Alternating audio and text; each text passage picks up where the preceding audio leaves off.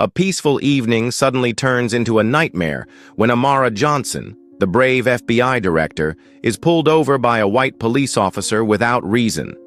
But the story does not end there. Sarcasm, threats, and a gun drawn in the dark of night fan the flames of injustice and racism. What the police officer does not know is that the woman he is insulting is not only a powerful woman but also a symbol of justice.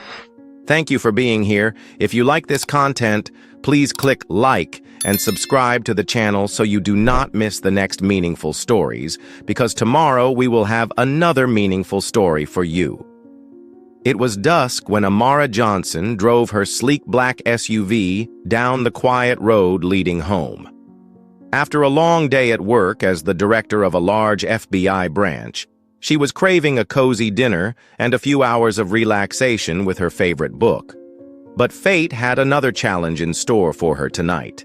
Red and green lights flashed behind her, the reflection in her rearview mirror making Amara squint. A siren blared, telling her to pull over. A smirk crossed her lips, not out of any amusement, but out of sarcasm. She hadn't broken any traffic laws. The car was going at the right speed. Her turn signals were used correctly every time she turned. Amara took a deep breath, pulled the car slowly to the side of the road, and stopped. She turned on the headlights to make sure everything was clear, a habit ingrained in her as a black woman living in America. Not because she didn't believe in the law, but because she knew that sometimes the people who enforced it weren't fair. A tall white man in a police uniform approached from behind, his demeanor authoritative and somewhat uncomfortable. He knocked on Amara's car window, his eyes filled with suspicion. Amara rolled down her window, her face calm and professional. "Hello, officer. How may I help you?" she asked, her voice soft but firm. The police officer, Daniel Carter, squinted at her for a long moment before answering. "Driver's license and registration." "What happened? Can you tell me why you stopped the car?" Amara asked again, trying to keep her tone from showing any displeasure. Daniel shrugged, smirking. "You look suspicious. I need to check your papers to make sure everything is in order." Amara frowned, her eyes still steady. "Looked suspicious? Could you elaborate?" "I don't think looked suspicious is a valid reason to stop under the law." Daniel suddenly lost his patience, his face turning angry. "Are you going to argue with the police? Don't make things difficult. Just show your papers." Amara slowly pulled her license and registration from the document holder, but she didn't hand them over right away. "I know the law, officer, and I know I have the right to demand a good reason. If you can't provide it, it's an abuse of power." Daniel slammed his hand on the car door, startling Amara. "Don't lecture me about the law. I'm the one enforcing the law here. You're not the one to lecture me." A sense of tension began to fill the air. Other cars passed by on the road, their headlights flashing and going out, but no one stopped to see what was happening. Amara took a deep breath, telling herself to stay calm. This wasn't the first time she had encountered this situation, but clearly something was different this time. She could sense the hostility in Daniel's eyes and voice. "Officer, I stopped the car at your request. I have no intention of resisting, but I will not comply with unreasonable requests without a valid reason," she said, her eyes looking straight at Daniel, unafraid. Her calmness only seemed to irritate Daniel more. "Who do you think you are to talk to me? Don't act like you know everything. I said hand over the papers, so just do it." Amara, still holding the papers in her hand, replied softly but firmly, "I am a law-abiding citizen, officer. And I believe you know that too." As the conversation continued, Daniel's demeanor grew more aggressive. He shined a flashlight through the window directly into Amara's face, as if searching for something unusual. "Are you carrying anything illegal? Drugs? Weapons? People like you are prone to shady things." Amara felt her chest tighten. The questions weren't random, she knew it, but she kept her composure. "No, officer. And I don't think you have any reason to doubt that." and I suggest you don't insult me," Daniel growled. "I don't need any reason to doubt you, and I don't need any respect for people like you. I just need to do my job, and if you don't cooperate, I'll be forced to take drastic measures." The words were a direct threat. Amara could feel the situation spiraling out of control, but she refused to let fear take over. "Officer," she said, her voice unwavering, "I am perfectly willing to cooperate if you follow due process, but I cannot be forced to do something against my rights." As the situation escalates, Amara knows this is just the beginning of a confrontation that will last longer than she expected. What happened tonight was more than just a routine traffic stop. This was a true test, not just for Amara, but for the justice system she has spent her career defending. Amara remained seated in the car, her eyes fixed on the police officer standing outside, her fingers tightening on the steering wheel. She had faced difficult situations many times in her career, but she had never thought she would be the direct victim of such abuse of power and racism. Daniel, now clearly losing his patience, stood with his arms crossed in front of the car, his eyes full of hostility. "Who do you think you are to challenge me? This is not a negotiation. Either you cooperate or I will be forced to take drastic measures," he said loudly, his voice full of menace. Amara kept her voice calm. "Officer, I am not objecting. I am simply asking you to follow procedure. If you cannot provide a valid reason for stopping, I reserve the right to refuse further cooperation." Her answer made Daniel angry. He raised his hand and pointed it at her face. "Enough! Get out of the car now!" Amara stared at him for a long moment, sensing the danger in his every word and action. But she didn't move. "I'm not getting out of the car without a good reason. I don't feel safe leaving here." Daniel moved closer, knocking hard on the car door, his voice almost shouting. "Get out of the car! That's an order!" Amara took a deep breath. She knew that following his unreasonable orders could make the situation more dangerous. She had trained hundreds of agents in her career, and the first lesson was always, stay calm in any situation. "Officer, I will not obey an unlawful order," she replied, her voice calm but unyielding. Daniel took a step back, his hand on the gun at his side. "People like you have no right to decide here. I am the one giving the orders. Do you want to see what happens if you disobey me?" Amara felt her heart tighten as she saw his hand move closer to the gun. This was the moment when she had to be extra careful. One wrong move, one wrong word could lead to unforeseen consequences. "Officer, I am recording this entire incident," she said, pointing to the phone mounted on her dashboard. "Your every move is being recorded, and I will use it as evidence if this situation goes too far." Daniel smirked. "Do you think I'm afraid of cameras? What can someone like you do? Remember, I'm the one in control here." Then, as if to assert his authority, Daniel pulled a gun from its holster and pointed it straight at Amara through the car window. "Now get out of the car now!" he shouted. The tension in the air was suffocating.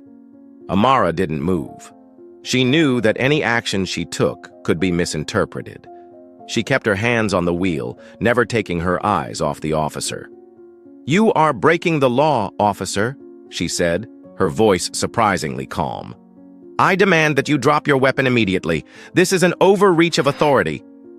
Daniel sneered, not lowering his gun. "Don't try to be smart, girl. I told you this is not a negotiation. If you don't listen, I will be forced to use force." Amara understood that the situation was beyond his control. This was not only an abuse of power, but also a clear display of prejudice and hatred. She decided to play her last card. She moved her hand slowly toward the cell phone on the dashboard, careful to let Daniel see her every move. "I'm going to call your superior, the sheriff, and I'm going to report this whole thing." Daniel was slightly confused, but the gun in his hand did not lower. "You are not allowed to call anyone without my permission." Amara didn't listen to him. She dialed a number and put the phone to her ear. "Hello, This is Amara Johnson, the director of the FBI. I was pulled over and rudely treated by a police officer named Daniel Carter for no reason. He pointed a gun at me without any legal justification. I request that the sheriff come immediately to resolve this situation." After the call, Amara put down the phone, her eyes still looking straight at Daniel. Daniel seemed not to hear the content of Amara's call and continued speaking. "What are you doing? Do you think you can get away with this without listening to me?" Amara replied, her voice unwavering. "I am not trying to get away with anything. I am just asking for fairness and transparency. If you do not comply with the law, you will face the consequences." Daniel tightened his grip on the gun. The two stood at a stalemate, one between hatred and abusive power, the other between patience and courage. In the tense atmosphere, a siren sounded in the distance.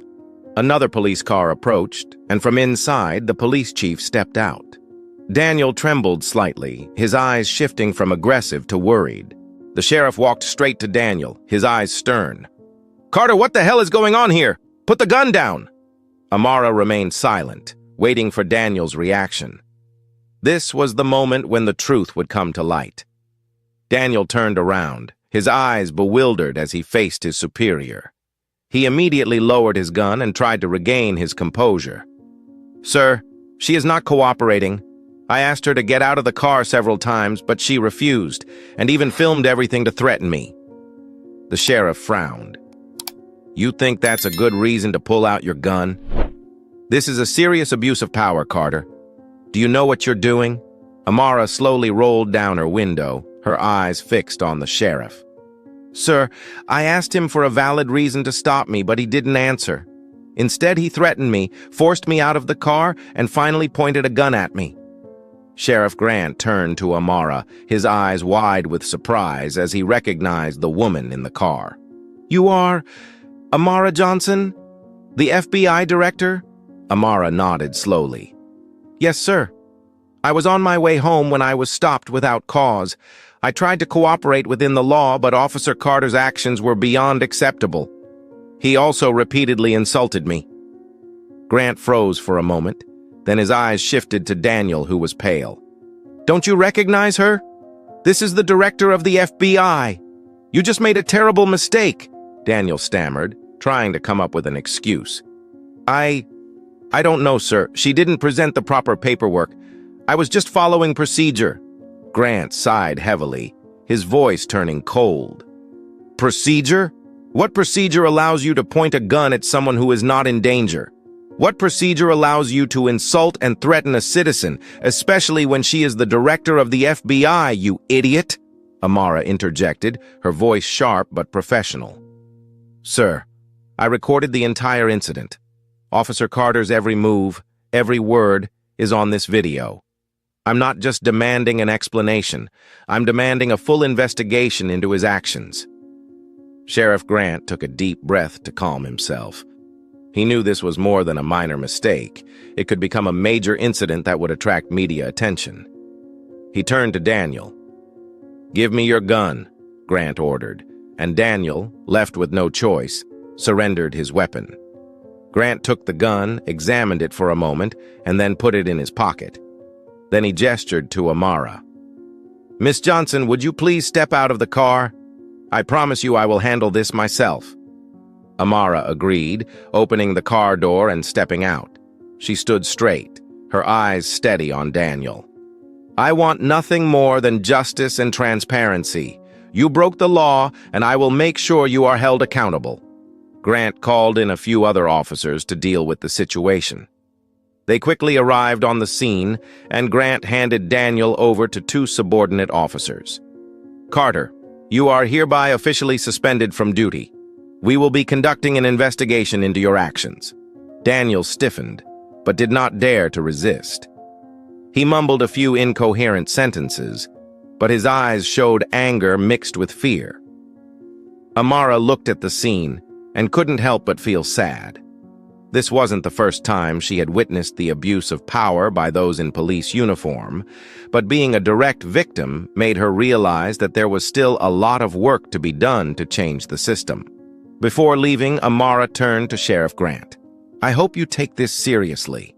Not just because I am the director of the FBI, but because this could happen to anyone. No one deserves to be treated like this." Grant nodded, his eyes full of remorse. "I understand, Miss Johnson. You have my word that this matter will not be swept under the rug or ignored." As Amara left the scene, she felt the exhaustion in her body, but her heart felt at peace. She knew she had done the right thing, not only to protect herself, but also to speak up for those who had no power to defend themselves against injustice. Behind him, Daniel was handcuffed and led away. The other officers looked on with heavy eyes.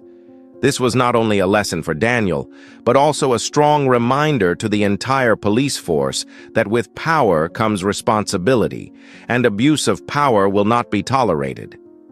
The situation is under control, but the aftershocks of this incident will certainly last.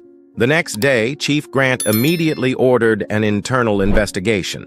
Daniel Carter was detained and forced to answer a series of questions regarding his actions. Meanwhile, the Police Oversight Board and other relevant agencies also got involved. Amara went beyond just submitting the video and provided evidence of Daniel's abusive words and actions. At a press conference, she stood before dozens of reporters and declared, "This is not just a story about me, an FBI director who was treated unfairly. This is a story about thousands of Americans, especially people of color, who have suffered discrimination for decades. I am committed to using all of my resources to ensure that justice is served, not just for me, but for everyone." 2 months after the incident, Daniel Carter officially appeared in court. The courtroom was packed with people, from journalists, social activists, to ordinary citizens interested in the case. In court, Daniel's lawyer tried to justify his actions as a rash reaction in a stressful situation. However, the video clearly shows that Daniel was not threatened, but rather, he used his power to oppress and threaten an innocent citizen. Amara was called to the witness stand. She stood confident, but stern. She described the entire incident, from being pulled over for no reason to the gun being pointed at her. Not only did he abuse his power, he also damaged public confidence in the legal system, Amara said. If we allow this type of behavior to continue, the system we rely on to ensure justice will become an instrument of oppression. After days of deliberation, the jury returned a verdict. Daniel Carter was convicted of abuse of power, racial discrimination, endangering the life of another person, and violating police force principles. He was sentenced to 4 years in prison. As the verdict was read, Daniel kept his head down and said nothing. The courtroom erupted in applause. For many, this was not only a victory for justice, but also a step forward in the fight against racism. The case of Daniel Carter became a wake-up call not only for local police forces, but also for the entire country. Seminars and training courses on anti-racism and professional ethics in the police force were held in a large scale. Amara, as FBI director, used this opportunity to push for reform. She met with lawmakers, community leaders, and activists to discuss new policies to ensure that no one in law enforcement can abuse their power. "This is not about revenge," Amara said at a press conference. "This is a reminder that with power comes responsibility.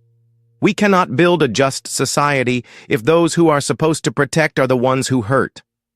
Thank you for taking the time to listen to this story.